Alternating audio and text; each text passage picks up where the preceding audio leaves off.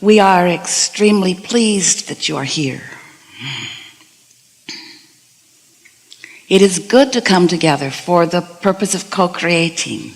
Do you agree? Yes. Yeah. You're knowing what you are wanting? Yes. Desire feels good, yes? Yes. Desire that you believe feels good. Desire that you doubt, not so good. But it's good to develop habits of you being able to make yourself feel good around your desires, because your desires are going to continue to come. You can't stop them. It's nice to know that you are the creator of your own reality, isn't it? That you are the attractor of your own experience, and you do it through the offering of thought. Now, we're using the word thought. We really prefer to use the word vibration, but thought is the closest thing that most of you can come to understand what vibration is. You are interpreting vibration at many levels of your being, and that's why your reality appears to you as it does. You translate vibration into sight and sound and taste and smell and touch. That's really what these senses are. They are vibrational interpreters. And your solar plexus interpret vibration too. That's what your emotions are. So we really want you to contemplate how you are interpreting vibration, because we want you to decide that you are first and foremost a vibrational being in a vibrational universe who vibrates and who responds to vibration. So what that really boils down to in very simplistic terms is that it's helpful for you when you are deliberate about what you think, because when you are deliberate about what you think, then you are deliberate about what you project vibrationally, which means you have some control over what comes back to you in vibrational response, because that's all that's happening. It's like the transmitting tower in the radio signal and the receiving. There's transmitting and receiving all the time. Well, you in your physical bodies are extensions of source energy, and source energy is transmitting to you at all times. And you are, if you are like most humans, receiving in variable degrees. In other words, sometimes you are so tuned to the frequency of your source that there's no disruption at all in the communication from your source to you. Now, if you're really good at that, we would call you instinctual beings, like you all call your beasts of your planet instinctual beings. In other words, they are really good at that. They are really good at mostly being tuned in, tapped in, turned on to the frequency of their source. And so when source presents to them an idea or an impulse, they follow it easily. So they are guided from broader perspective. Humans, mostly because you've been trained to believe that you're here to prove worthiness to that source energy, sort of want to go it alone. You don't want anybody bossing you around. And so you're out there just sort of having new experiences with, for the most part, very little regard to how the thought that you're thinking in any moment feels to you. You have adjusted to not feeling so good. It's just how it is. You would rather cope than think purposefully. We would rather that you think purposefully, because when you learn to contour your thoughts to the thoughts that feel the best, then you learn to hold yourself in this steady place of receiving the benefit of who you are, of receiving the fullness of what you've asked for. You didn't start just now or on the day that you were born into this body. You are long-term energy. You are consciousness here in this body once again for the thrill and the joy of expansion and creation. We have to say for the thrill and the joy of deliberate expansion and deliberate creation, because the creation that happens by default, while it has its benefits to a certain extent, it's not the joyful experience that you intended. You really, really, really, really, really want to be deliberate creators. And so you've come with deliberate intent into this physical body with a unique difference between the energy that you sprang forth from and the you that arrived here in physical form. Here in physical form, it is your express desire to mix it up, to see as much as you can see, and to come to as many of your own personal conclusions and preferences as is possible in any period of time. In other words, that's what you came for, because you knew that as you explored and came to new conclusions about what you preferred, that you would then, we have a sort of strange rumble. Do you hear it? A sort of rumble. You hear it out of, maybe you can fix it. We'll keep talking anyway this time. Do you hear that rumble? It's sort of a deep rumble. Sort of annoying deep rumble. Now, if this were your ordinary vibrational day, we would be asking you to just tune that out of your own process. In other words, don't ask the condition to change. Just find some way, there it's louder, of thinking around it. Just find some way of focusing yourself so that whatever it is that's bothering you doesn't bother you quite so much. Now, you might think that this is a prepared part of every seminar where we create something unwanted in the room and then we teach you to not be bothered by it. That, however, is not the case. This is something that you have created in this room. So as you came forth into this physical body, you knew that you would explore, and that out of your exploration, you would come to unique and new conclusions about what you prefer.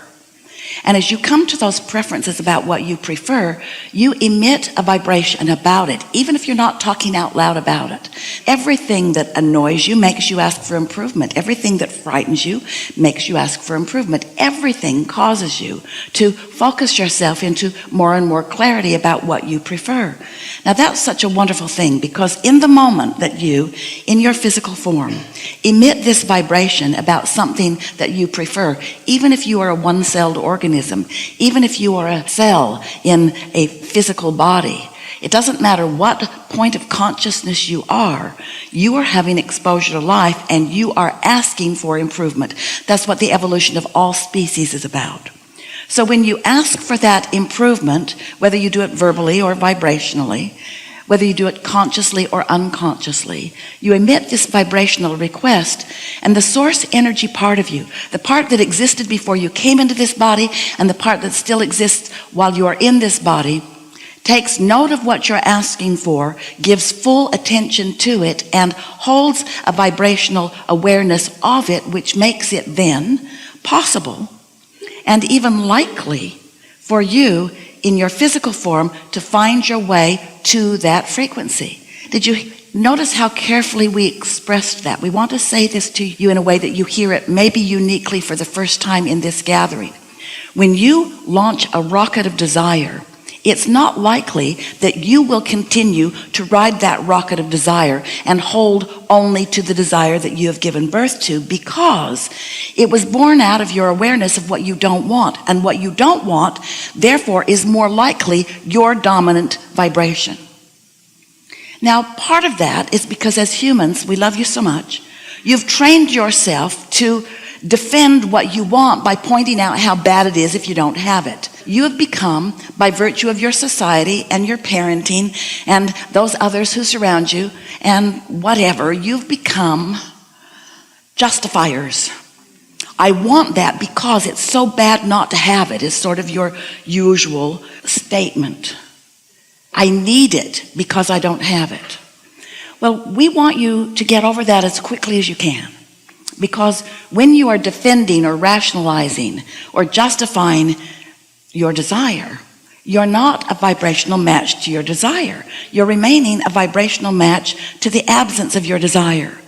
And your desire cannot be realized by you as long as you are mostly a vibrational match to the absence of it. That's why things that you don't care that much about, that you just make a soft statement of preference about, come easily to you because you're not all wrapped up in the absence of it. Do you see what we're getting at?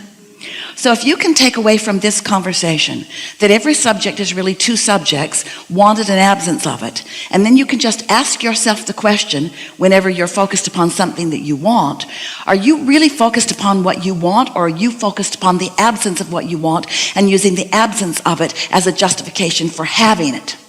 Because if you're using the absence of it as your justification for having it, you can't have it. And isn't that terrible? Now you see, your mother, your grandmother, especially your grandmother, a lot of people who love you have trained you to really need something before they give up the goods. But we're talking about a universal flow of abundance and well-being. We're not talking about the paltry, minuscule, little piddly stuff that can be doled out by other humans from their bank account to yours.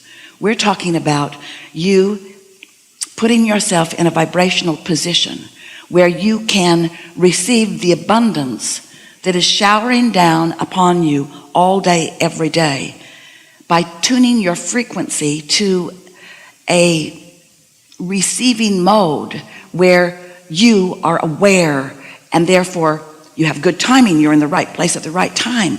You're in a place where you can hear it. How often, you know this, have you known someone who needed some encouragement or maybe even some advice that you were pretty good at giving? And they're asking, and you're telling them exactly what to do. And you know it works because you did it. And you know it will work for them. You just know it. It's one of those things that is just consistent. And you speak the words, and they argue for their limitations. And you speak the words, and they argue for their limitations. And you speak the words, and they argue for their limitations. And you speak the words, and they argue for their limitations. Because they're not hearing you, you might as well not speak your words. Because if they're not in the receiving mode, which they never are when they're hurting, they're never in the receiving mode when they're in the problem mode. So here are some words that you could give to anyone who's in that problem mode, and it doesn't matter what their problem is. I love you so much, but there's no help for you.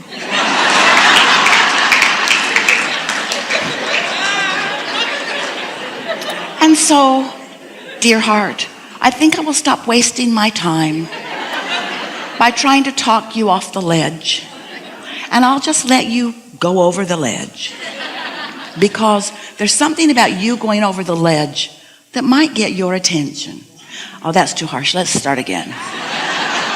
Dear heart, I love you so much, but nothing that I can say right now is going to be of any benefit to you because you don't have your ears on.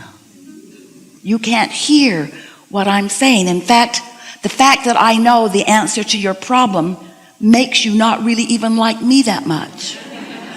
I can feel resentment coming up all around this conversation because you think I'm a know-it-all because I do know it all. And if you were in the vibrational vicinity, you would know that I know it all and you would listen. But in the very dysfunctional state of being that I find you in, maybe we could say that better. Anyway, we're making a strong point with you that whether it's them or whether it's you, if you're not in the receiving mode, then there is really no point in offering words to try to fix it, because words really don't teach anyway. It's life experience that teaches. But if you have an understanding of what the receiving mode is anyway, in other words, when we talk about the receiving mode, when we speak of the receiving mode, what we're really talking about is you being in a place where you can hear or sense or know or receive guidance from your broader perspective. But in order for you to even begin listening for that, you've got to understand that there is guidance coming to you that you have access to and that you are worthy of.